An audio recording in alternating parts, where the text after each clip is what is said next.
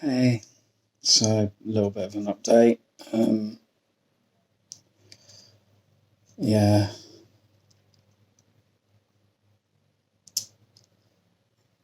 it's hard to know what to say.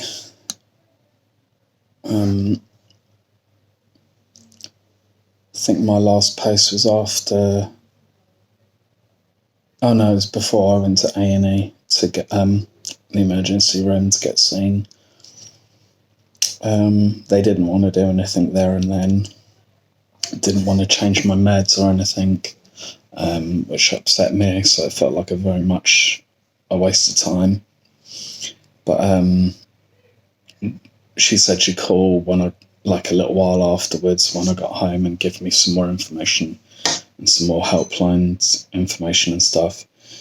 But she actually said that she'd refer me to the brief intervention team, which I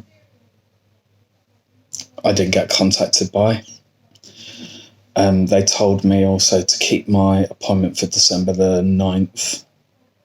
And I had a really great day that day. Sarcasm. I got there, and it was a bus ride, well, 2 bus rides, but I walked the second part.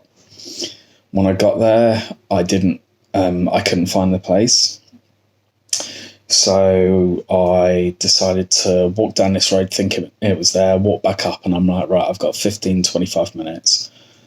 If I walk back that way, I'll have minutes left. If not, actually be late. Let's just get in a cab. So I got a cab, put in the postcode, and it took me 20 minutes back down the road that I'd already come down. I then updated it with the full address, and it basically sent me back where I came from. The driver took a back way instead of just doing an immediate U-turn. And when we got to the top of the road, I saw the sort of blue NHS signs. If you ever saw them, you'd understand. They're blue and white, and then they've got black writing on them. Very distinctive. So I jumped out, ran round the car park for a bit, looking for different buildings because they all had different names. A security guard told me where to go. Walked around the front, looked at the building up to my right. I'm like, oh, okay, that's it. Looked to my left, the exact place where I picked the cab up from. So all I needed to do was look across the fucking road, which was awesome. I get in there and still got 10 or so minutes. So I'm sitting there, and the lady says to me, oh, is your name James? I'm like, no, actually. And before she walked off, kind of as a joke, but just in case, I said, oh, my middle name's James. And she's like, oh, okay, might need to speak to you then. Have you got your letter? So I passed over the letter. She went off, comes back 5 or so minutes later and says, I'll come with me. I'm like, this doesn't feel right, but whatever. Went with her, and then she told me, oh, because you had gone to A&E and were assessed by a clinical psychologist there, you needn't have come today. There was no need for it. Which made me so angry. I'd been waiting so long, like 2 months since I started the process of like getting signed off twice from work. And to be told, yeah, you shouldn't have come. I was beyond livid.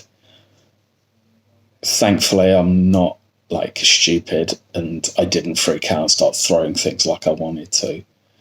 But trust me, I wanted to wreck that room. I was so angry and disappointed and upset.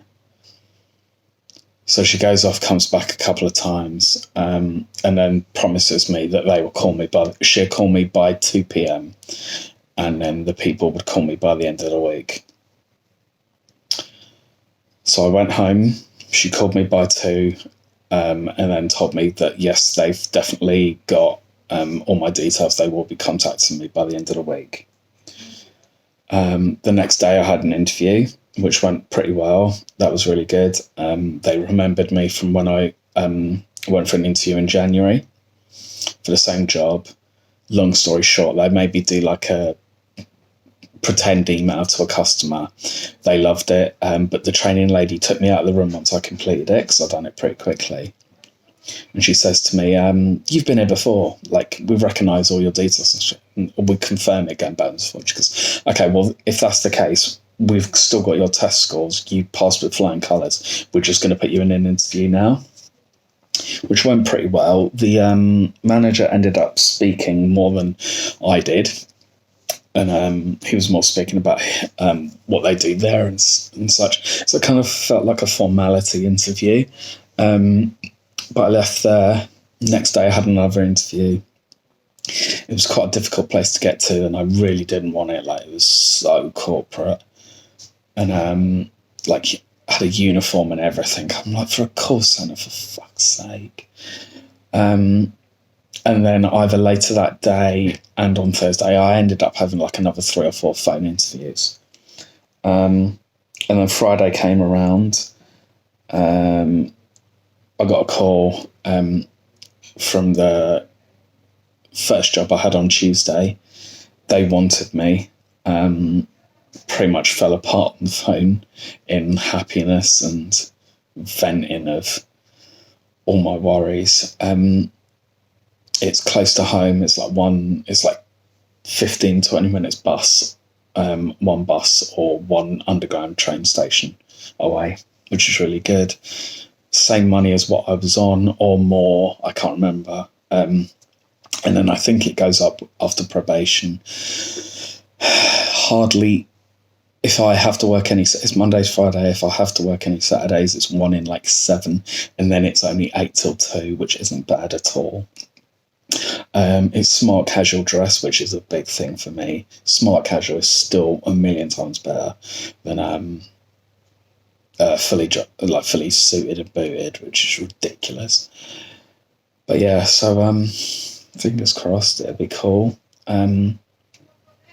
So I was able to tell all the other jobs that I've applied for that I don't need them now. Yay. And it's not starting until 13th of January, so I've still got quite a wait, which is really weird because I've had since the beginning of October off, and I'm so sick to death. I feel very aimless. I'd like to start, kind of want to start now, so I can and then maybe do 2 or 3 days a week and work up to starting work full time. I think it might be a bit of a struggle because with HelloFresh I was working Tuesday to Saturday and Saturday from home. Now that made a big difference. It made it feel like I was working 4 days a week, which was great. But this is not the case it's going to be here. Plus, I am worried about my seeing a psychiatrist and that therapy and how it will affect when and where I can have my therapy, because I need it. I really do. There's no two ways about it. But yeah. Love life is still a shit show. Not much I can say about it. It's going to be it's going to be the 6th year that I'm going to be the only one in my entire family that isn't in a relationship. And all but my sister will have their partners there, but she's still got someone. Doesn't make me feel good, doesn't make me want to go there.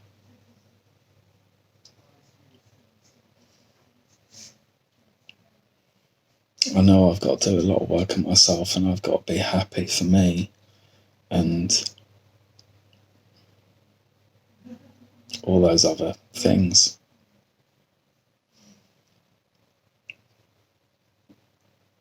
Still sucks.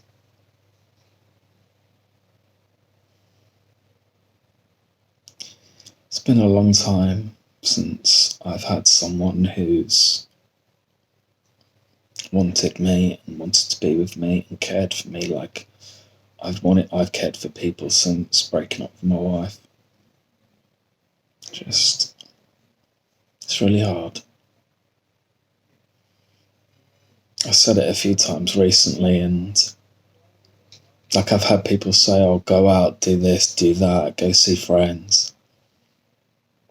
And as horrible as it sounds, it's not enough. I could not literally be alone for a week, say 7 days. I had someone with me every waking moment. And literally, they didn't leave until I fell asleep.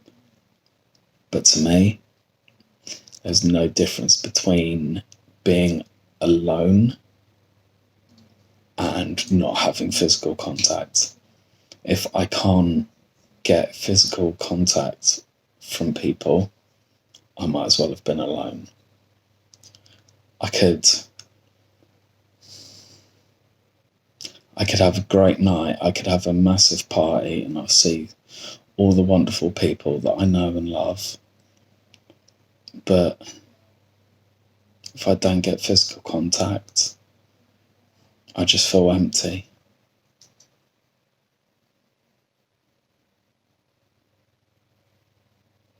It has such a detrimental, horrible effect on me.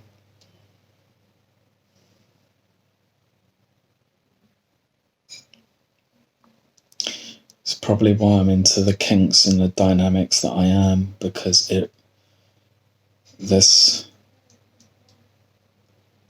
a big focus on those kind of things that I need. Contact, sleeping next to someone, hugs, kisses, affection.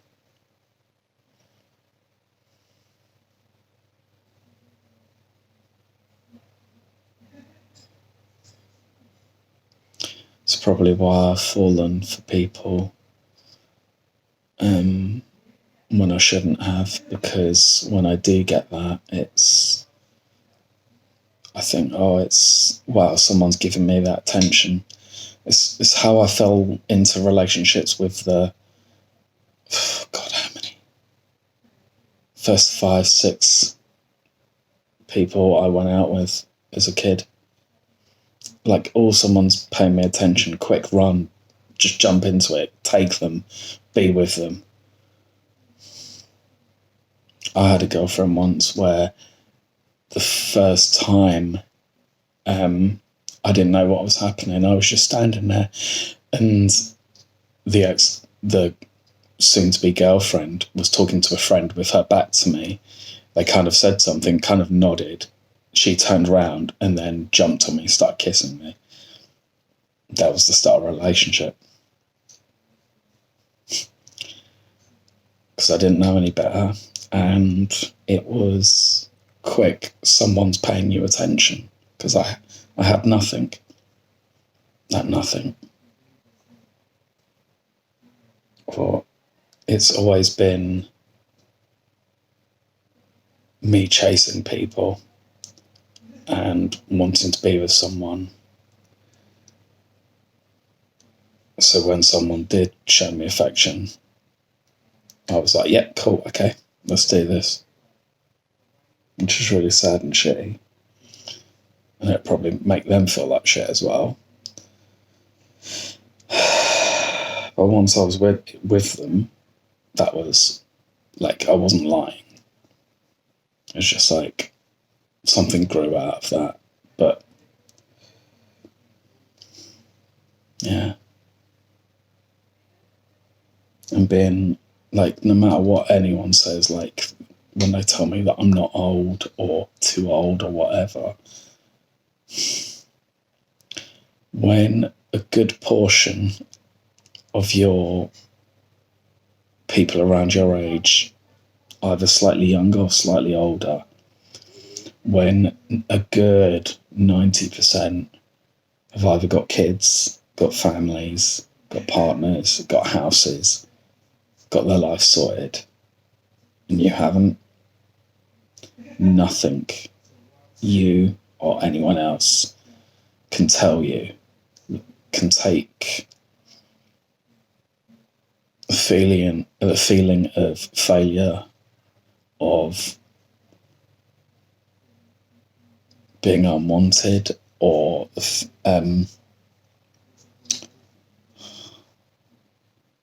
feeling of being inadequate, of loneliness. I promised myself I'd go out today and just go somewhere and maybe just pick up some Christmas cards, because 90% of the family want money for Christmas, which is fine. I promised myself I'd get up early and get out and get dressed and whatever else. I've managed to put a t-shirt on today and go to the toilet and make a coffee. I woke up at about 8, maybe a little bit earlier, maybe 7. Forced myself back to sleep till about 10, a little bit later than that. And it's now 25 past 12.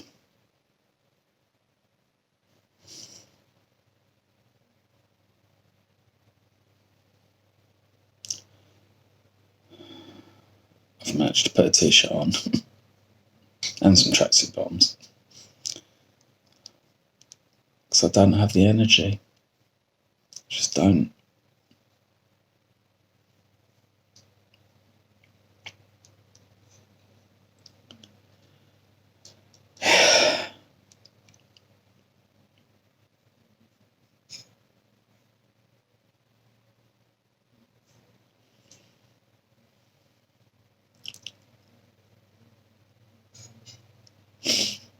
It's really hard to know what to do. What's the best thing? Do I push myself and make myself go out and do things and possibly elongate the need or the time needed to recoup? Because I've forced myself out quite a few times recently. I've been to gigs. I've stayed longer than I wanted to be there, or I went at all when I really didn't want to. I went to see Municipal Waste Toxic Holocaust Enforcer and Skeletal Remains the other week. I didn't want to go. But I'd missed Skeletal Remains before, and I promised myself I'd go. And I went. Skeletal Remains were cool, they were good. The merch wasn't great, which I was a bit miffed at. But I stayed for the next 3 bands. Enforcer were really cool. It's like 1985, never happened.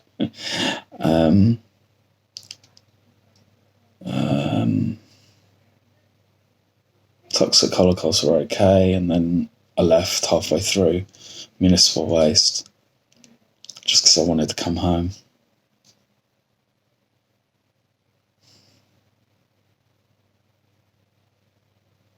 I tried and I'm trying.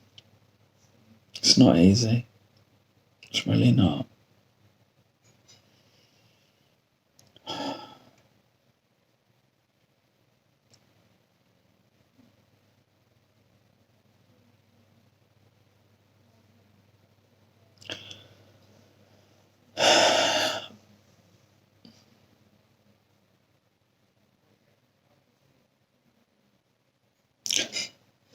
I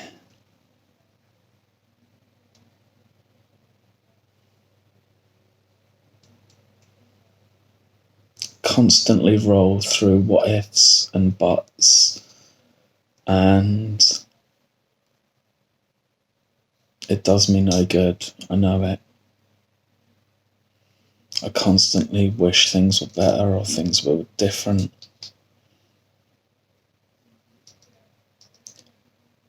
And it just tortures me. It's exhausting.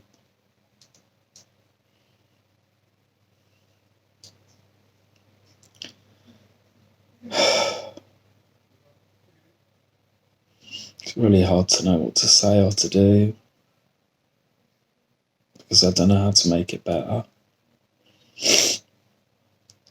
Like thinking about how, when I first met my therapist, Debs, how low I was and how awful a time it was back in 2015, like September 2015. It was difficult, and there's been some really, really, really difficult times. And in all honesty, in the last 3 months, let alone 6 months, have been pretty bad, really bad. And the only thing keeping me together was having my play partner. But when that ended for real, it just fell apart. Because I didn't realise how bad it was. Nothing could have prepared me for that. I've always thought about calling helplines and using those kind of things. But when I had my big breakdown and my housemates, whatever, went out to walk the dog, and then I had my other housemate leave, and I was literally alone in the house. I've never felt terror like that in my life. I was just scared, like legitimately scared, so badly that I picked up the phone to call someone because I didn't know. I had no idea what was going to happen. I didn't know if I was going to do something stupid. I didn't know when anyone was going to come back. I literally just went into the most childlike state of terror.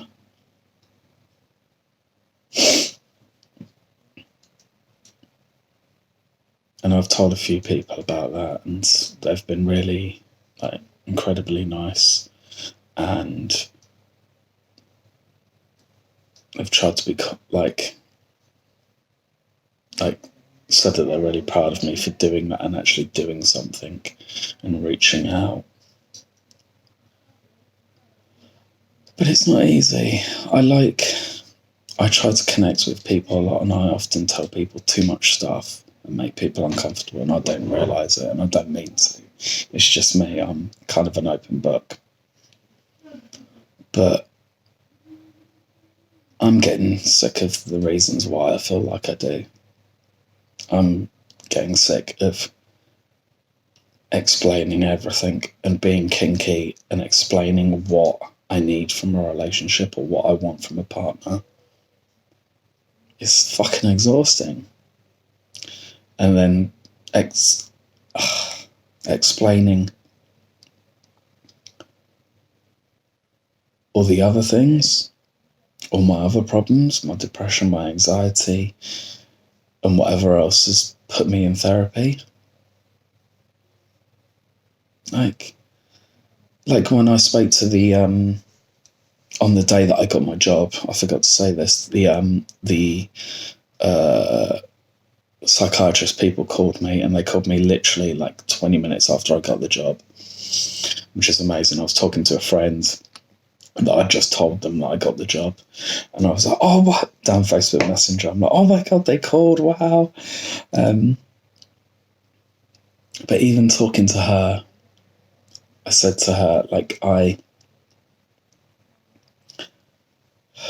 she said, did you have a preference of male or female? And I said, to be honest, I'd probably like to speak to a female. I tend to get on better with women. But I did say, if it's possible, if they have an experience or knowledge of BDSM or kink or whatever, that would be majorly helpful. Because I'll have to explain my kinks and what I need and what I want from someone, and how, honestly, fucking hard it is to meet someone into those things. It's almost impossible. You've got to find someone that's attracted to you. Then you've got to find someone that's into the same kinks. And when they're numerous, like they are for me, it's like you're whittling down a pencil to its most minute, unusable size, because that's what it needs to be. And most of the time, it's a nightmare because you won't find anyone that has all of those things. So it's like tough shit.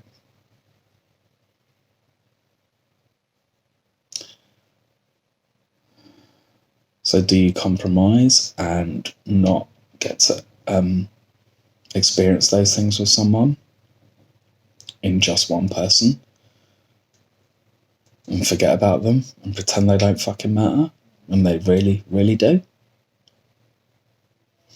This is why I'm so disillusioned with finding anyone on the scene or finding a partner, because my last play partner was the first person that I matched on so many levels. Like, it wasn't perfect, I'm not gonna lie, but kink wise, like, there wasn't one thing that they didn't say to me where I went, oh, maybe not, or no, I'm not interested in that. Every single thing I was like, yeah, that's cool, let's do that.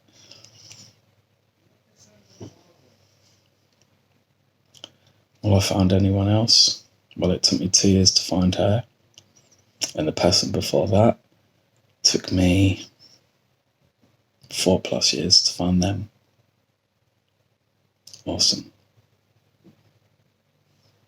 Like, I want to share my kinks, BDSM, but I also really need someone that I can share music with. But there isn't anyone that's into me like I'm into them. Fuck knows why. I have people tell me, like, you must be so popular, you must meet people running an event, you get to meet all these people. I'm like, yeah, you meet people. You don't form relationships with them. You meet them, and that's about it. Yes, I've been out and on dates with people, but just not what I want. It's really rubbish, and I don't mean it to sound bad. There's nothing wrong with them, it's just not what I'm wanting and needing. And I don't know if or when I'll ever find it.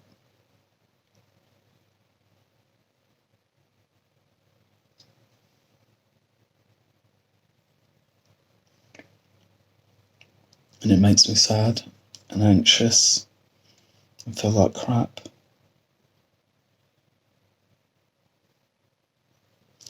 Because I know, really, I'm not a bad person. I try not to hurt people, and I want to always help.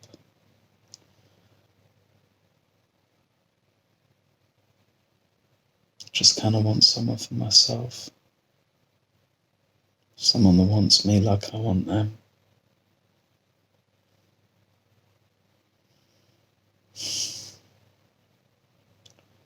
Just feels like pipe dreams.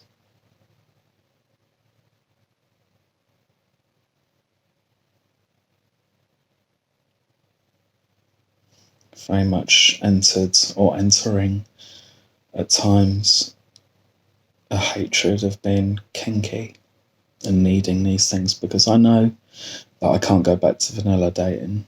Not that that's coming to anything anyway. I'm on like 16 different dating apps and several other that are just web-based. And I've had a few people contact me here and there, which is cool. But no one that just makes me think, wow, yeah, you're awesome, I really want to get to know you. Like, I met people at my munch last Saturday. Met 4 people, 4 or 5 people, 2 of which I thought, oh, okay, they're really cool, I might want to get to know them. And I left, and the 30 seconds walk to my station, and then a minute or so to get into the station onto the platform. By the time I was on the platform, I'm like, just not interested. Just they're not what I want.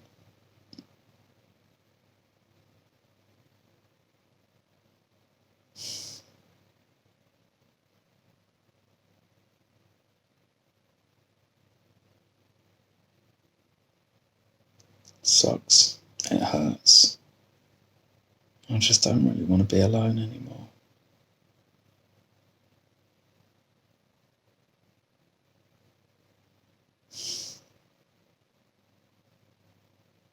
I wish there was something happier I could say and leave this on a more positive note.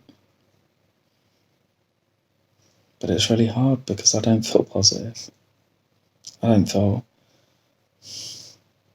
Some nice things have happened. I've met some nice people and I've probably made some new friends, which is great. But the overriding thing is you're still alone. You still don't have anyone. No one cares for you like you want them to. And it just feels like I'm hollow.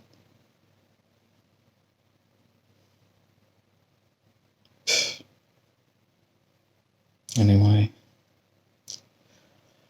another half-hour blog that probably most people won't get to the end of. At least I'm not crying this time.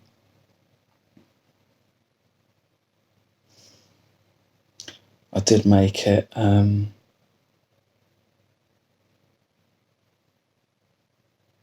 did make it a few days without crying the other week. Actually, it's probably just one or two. But I've probably cried every day since the start of October. Sorry, start of November. Maybe, if you extend it, mid-October. Just because it hurts. It really hurts.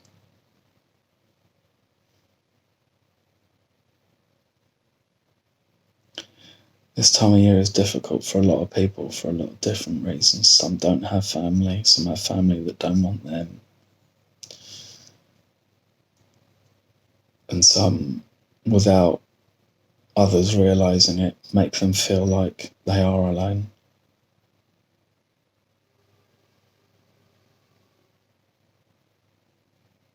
Which is no one's fault, but it's a reality. And it's what some people have to deal with.